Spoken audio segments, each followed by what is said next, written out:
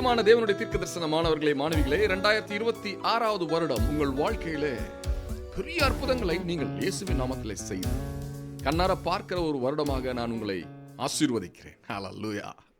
இந்த நோக்கத்திற்காக இந்த வருடத்தை நான் பிரதிஷ்டை பண்ணுகிறேன். என்ன நோக்கம்? இயேசு கிறிஸ்துவின் நாமத்தை வல்லமையின் காரியங்களை செய்து அவரை மகிமைப்படுத்துவது.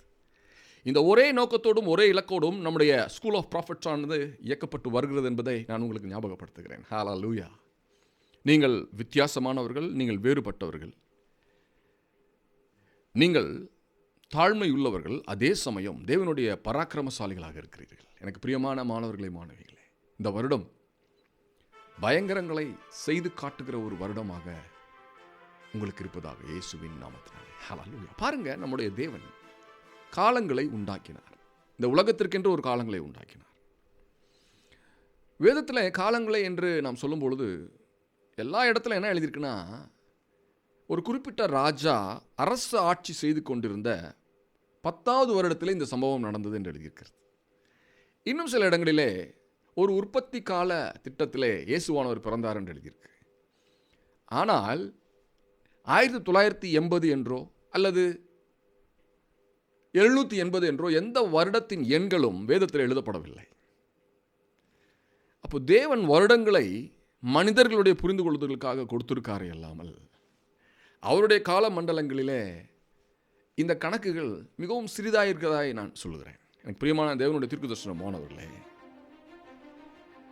தேவனுடைய வார்த்தை ஞானத்தை வல்லமையாக மாற்றி உங்களுக்குள்ளாக இப்பொழுது இறங்கிக் கொண்டிருக்கிறது. இயேசு கிறிஸ்து காலங்களை கடந்து தேவனாக இருக்கிறார். அல்லது இப்பொழுது இருக்கிற மாடர்ன் டைம்ஸில் அவருடைய பிறப்பை வைத்தே சகலமும் எழுதப்பட்டிருக்கிறது.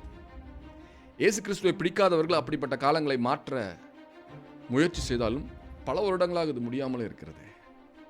இன்று வரைக்கும் அதை 2026 சொல்லுகிறோம், 27 சொல்லுகிறோம்.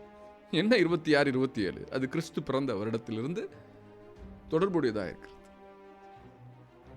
ஆகவே இந்த புத்து ஆண்டு என்னுடைய மாணவர்களுக்கும் மாணவிகளுக்கும் செழிப்பை கொண்டு வருகிற ஒரு வருடமாக இருக்கும் என்று நான் அறிக்கை பண்ணுகிறேன். எனக்கு பிரியமான மாணவர்களையும் மாணவிகளையும் தேவன் சகலவித சுபீட்சத்தோடும் மங்களத்தோடும் ஆசீர்வதிப்பார்.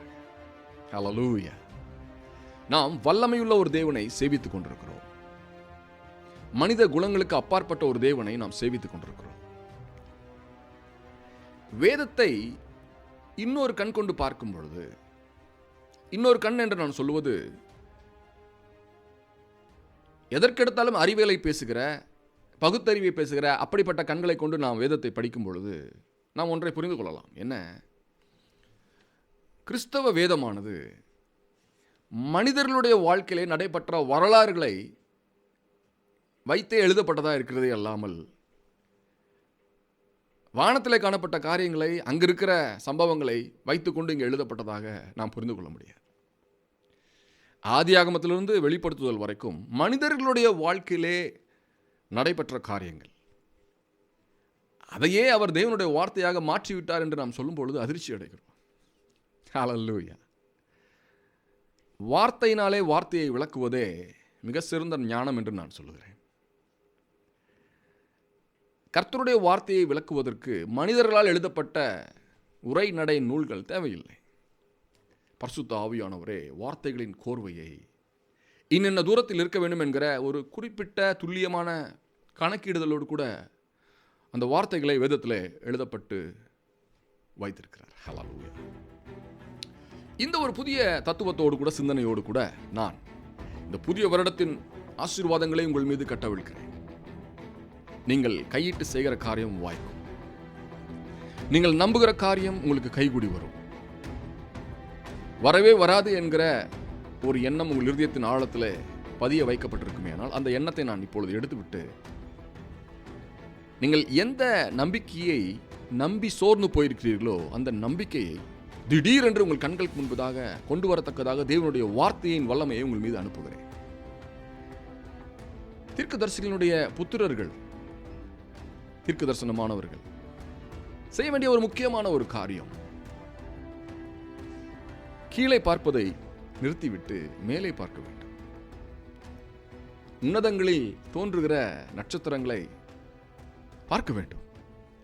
இயேசு கிறிஸ்து பிறந்த பொழுது நட்சத்திரம் கிழக்கிலிருந்து உதித்தது. அது சரியாக கிறிஸ்து பிறந்த அந்த இடத்திற்கு நேராக கடந்து வந்தது. வான சாஸ்திரிகள் கரெக்டாக அந்த நட்சத்திரங்களை கண்டுபிடிச்சாங்க பாருங்க. எல்லாத்துக்கும் தானே நட்சத்திரம் தெரிஞ்சிருக்கணும். எப்படி அந்த வானசாஸ்திரிகளுக்கு மட்டும் இந்த குறிப்பிட்ட நட்சத்திரத்தை பார்க்க முடிந்தது? இயேசு கிறிஸ்து பிறந்த அந்த இடத்திலே இருந்த ஏரோது ராஜாவும் கூட அந்த நட்சத்திரத்தை பார்க்க முடியவில்லையே. ஆகவே தேவனுடைய வார்த்தை அவருடைய தீர்க்க தரிசன மாணவர்களை தொடும் பொழுது அவருடைய வல்லமையின் காரியங்களை தரிசிக்க, தியானிக்க, பயிற்சி செய்ய, வெளிப்படுத்த ஏவுகிறதா இருக்கிறது என்பதை நான் உங்களுக்கு உறுதிப்படுத்துகிறேன். இனி பல காரியங்களை, ரகசியங்களை, தேவன் வருகிறதுக்கு முன்பதாக செய்ய போகிற காரியங்களை நான் உங்களோடு கூட பகிர்ந்து கொள்ள போகிறேன்.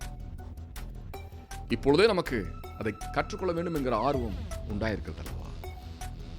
இயேசு சொன்னார் ஒரு காலத்தில், இதையே நீங்க தாங்க மாட்டீங்களே, இன்னும் பல விஷயங்கள் இருக்கே, அதை தாங்குவீங்களா என்று கேட்டார். தாங்கக்கூடிய இருதயங்கள் இப்பொழுது உண்டாயிருக்கிறது.